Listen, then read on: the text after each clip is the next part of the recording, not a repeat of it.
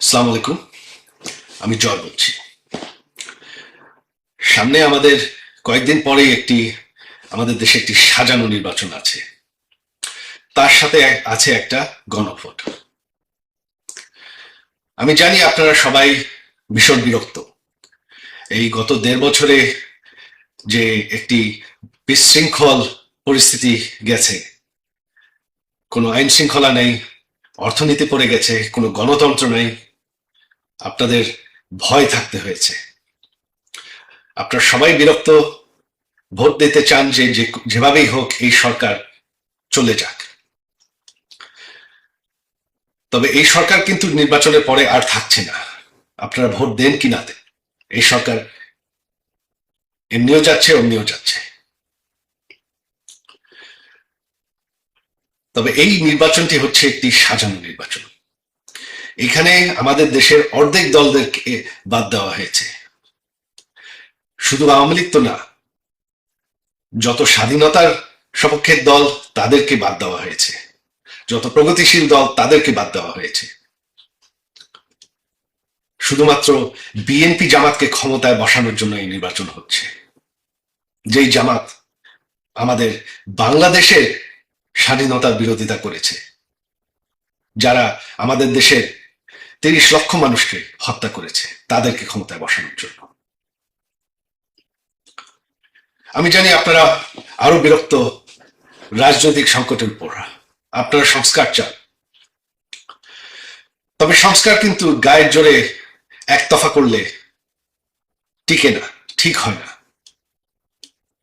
এইটা আমাদের 75-এর পর যারা সামরিক শাসন করেছেন তারাও চেষ্টা করেছে ঠিক সেই গণভোট করে সংস্কার করে রাজনৈতিক উন্নয়ন আনতে। তাতে কি হয়েছে? তাতে আমাদের গণতন্ত্র আরো দুর্বল হয়েছে। এই গণভোটের পর আমাদের গণতন্ত্র আবারও দুর্বল হয়ে যাবে। রাজনৈতিক সংকট, সংঘর্ষ আবার ফিরে আসবে। আজ হোক কাল হোক আবারও আন্দোলন হবে, আবারও এরকম পরিস্থিতি ফিরে আসবে। গণতন্ত্রের উন্নয়ন হতে সময় লাগে।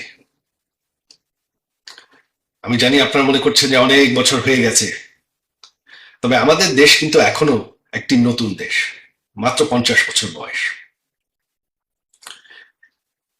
গণতন্ত্রকে আরো সময় দিতে হবে। আর সংস্কার করতে হলে সকল মানুষ ভোট নিতে হবে, একতফা করলে হবে না। সকল দলকে মতামত নিতে হবে, একতফা করলে হবে না।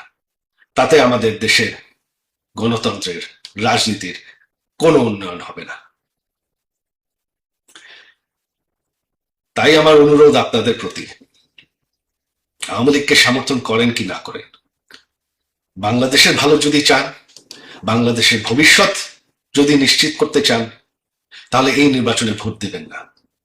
এটা একটা সাজানো নির্বাচন। এখানে রেজাল্ট কি হবে তারা অলরেডি নির্ধার করে বসে আছে।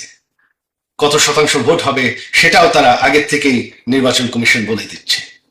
এটা সম্পূর্ণ একটা নাটক। এই নির্বাচনে ভোট দিয়ে কোনো লাভ নেই।